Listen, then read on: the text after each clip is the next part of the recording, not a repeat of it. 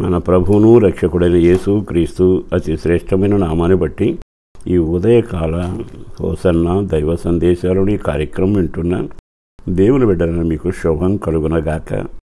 అందరూ బాగున్నారా? ప్రభు హస్తం మీకు తోడై ఉండునగాక. బైబిల్లో ఒక వాక్యాన్ని జ్ఞాపకం చేస్తాను. మనకి భూలోకంలో కొన్ని ఆధారాలు సాధనాలు ఉంటాయి. అంటే మన వ్యక్తిగత జీవితంలో ఆయుధాలు ఉంటే యుద్ధంలో పోరాడతారు. కొన్నిసార్లు మన చేతి పని మనకు దీవెనకరంగా మారుతుంది. ఓ రకంగా చెప్పాలి అంటే నీ క్షేమానికి సాధనం ఏమిటి, నీ రాబడికి ఆధారం ఏమిటి?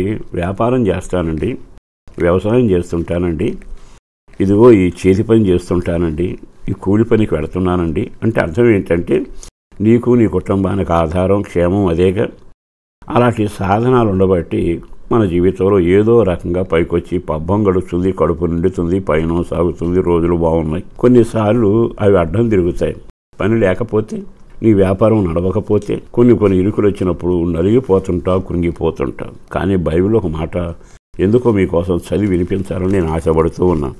అది ఏమిటంటే చాలా తేటగా రాసిన మాట. మీకా గ్రంథం 2వ అధ్యాయము 7వ వాక్యంలో ఇలాగున రాయబడి ఉంది. 2:7లో ఉన్న మాట ఏమిటంటే యథార్థంగా ప్రవర్తించు వారికి నా మాటలు క్షేమ సాధనాలు. క్షేమానికి సాధనం మాట. ఈ మాట మరలా చదువుతాను, వింటారుగా. యథార్థంగా ప్రవర్తించు వారికి నా మాటలు క్షేమ సాధనం. ఇంతవరకు వెండి నీకు సాధనం, బండి సాధనం, ఉద్యోగ వ్యాపారాలు నీకు సాధనం. కానీ నీ క్షేమానికి సాధనం ఏదైనా ఉందంటే యథార్థవంతుని జీవితంలో దేవుని మాటలు. యథార్థంగా ప్రవర్తించు, అట్లాంటి వానికి దేవుడు మాటలట సాధనాలుగా ఉపయోగపడతాయట. ఆ మాటలు దేవుడు నీ నోట ఉంచుతాడు. ఎందుకో ఈ మాట చెప్పడానికి ఇష్టపడుతున్నా. మన దేవుడు ఎవరో తెలుసా? ఆయన జీవం కలిగిన మాట మన నోట్లో పెడతాడు. బైబిల్లో ఉంది ఆ మాట, మీ నోట నా మాటను ఉంచి అన్నాడు. అంటే నరాలడుతున్న నరుడు అబద్ధీకుడును, వంచకుడును, కుయుక్తిపరుడు.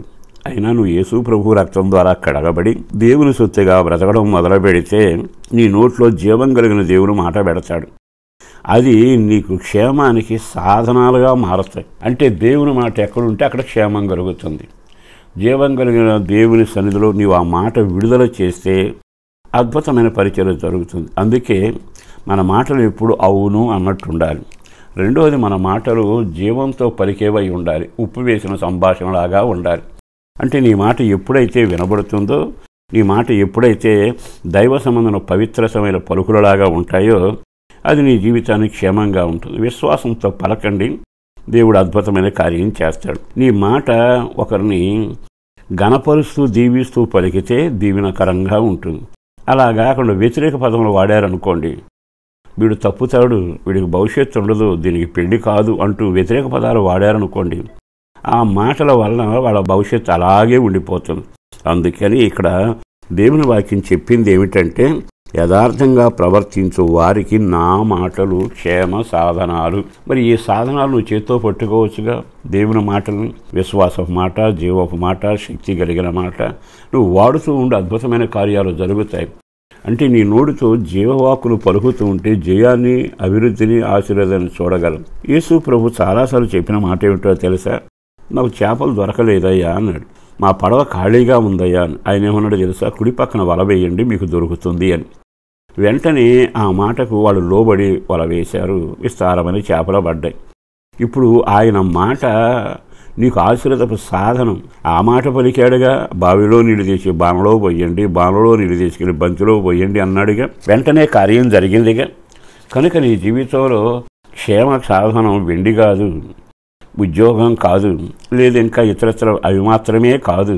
కానీ దేవుని మాట నీ నోట్లో జీవ సాధనంగాను క్షేమ సాధనంగా పెడతాడు.